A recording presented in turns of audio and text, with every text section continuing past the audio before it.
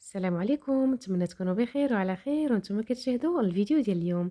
ان شاء الله يلقاكم في تمام الصحه والعافيه، وتحت طلب العديد من المتتبعين او المتتبعات ديالي اللي بغاو مني يعني حلويات بحال هاد الشكل، حلويات اللي بلديين وكيكون هكا كيخرجوا لنا كميه وفيره.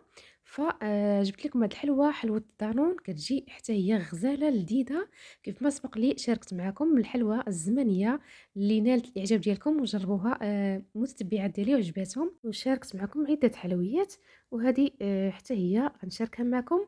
سجلوا الوصفه عندكم وديروا ليها حفظ، وما تنساوش الا ما مشتركينش اشتركوا في القناه. مرحبا بكم، وكثروا اللايكات للفيديو نعرف انه اعجبكم وما نطولش عليكم.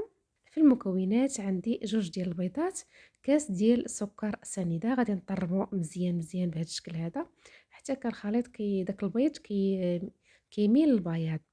وديروا قبيصه ديال الملحه، واخا ما بينتش لكم ولكن ضروري ديروا ديك القبيصه ديال الملحه في الحلويات وفي الكيك، كتوازن لنا المذاق.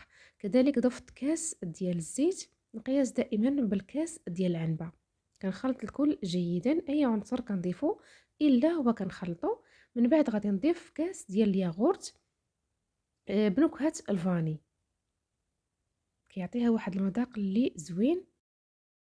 صافي كنخلطو حتى هو مزيان حتى كينسجم لينا الخليط. من بعد غادي نضيف ساشي ديال خميره الحلويات من فئه 8 غرام اولا من فئه 7 غرام، يعني اللي توفرتوا عليها. وغادي نضيف الطحين اللي عندي مغربل، يعني خاص بالحلويات، مغربله يعني وموجده. كنضيفوه هكا بالتدريج، وغادي نحيد هذا الفوي، غادي نزولو، غادي نخدم ايدي. كيف ما كتعرفوا اليدين يعني كيعرفوا. كتعرفي هكا العجينه فين وصلات في القوام ديالها. صافي كنبدا نضيف هكا تدريجيا، يعني ما كنضيفوش يعني دفعه واحده، لان العجينه هذه ضروري خاصها تكون رطبه. لان اي عجينه ما فيهاش الزبده، حاولوا ديروها رطبه باش كتجيكم الحلوه ديالتكم رطبه في الاخير. انا راه غير مزربه الفيديو، نتوما غير بشويه حتى كتحصلوا على القوام المطلوب بهذا الشكل هذا، تكون رطبه.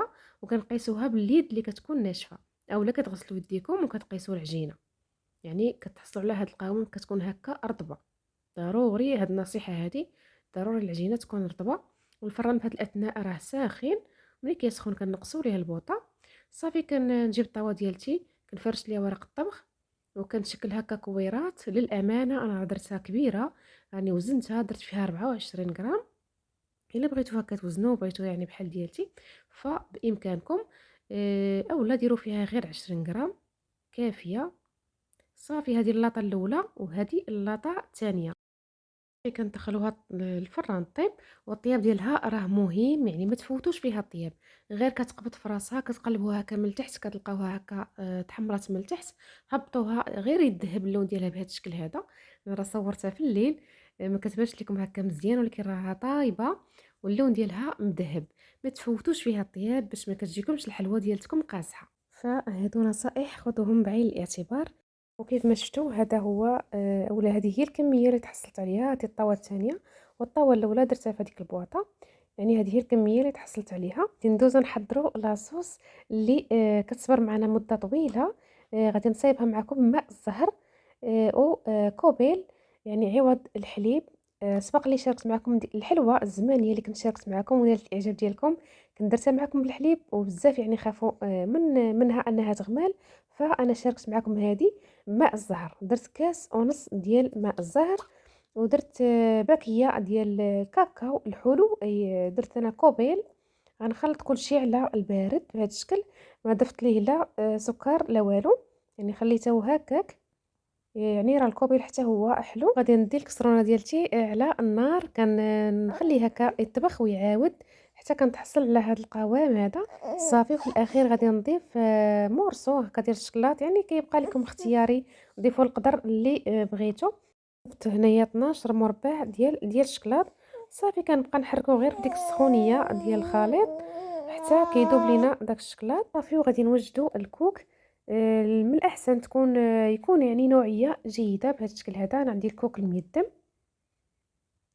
باش كتجي الحلوه المذاق ديالها زوين. صافي هنايا الصوص راه مازال سخونه، غادي ندوزو الحلوى في الصوص وهي سخونه ضروري باش كتشرب وكتجيكم رطبه.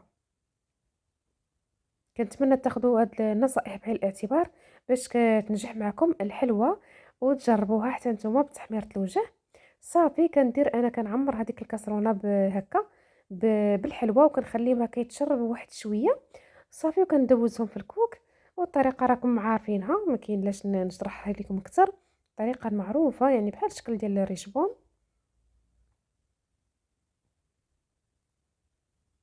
وما تنساونيش اخواني اخواتي وانتم كتشاهدوا الفيديو، ما تنساونيش من داك اللايك، جزاكم الله خيرا. دائما كتنساو لي اللايك للفيديو، ما عرفتش علاش يعني كتشاهدوا الفيديو كنعطيكم وصفات ساهلين في المتناول، وكنضربوا تمارك في التصوير المونتاج، فما فيها باس الا خليتوا داك اللايك وشاركوا الفيديو الا عجبكم. بطبيعه الحال صافي كنستمر بنفس الكيفيه حتى كنسالي الحلوه ديالتي كامله. راه ملي كيبرد ليا هداك الخليط يعني كنرجع نسخنو واحد شويه وكنكمل تزيين ديال الحلوه ديالتي.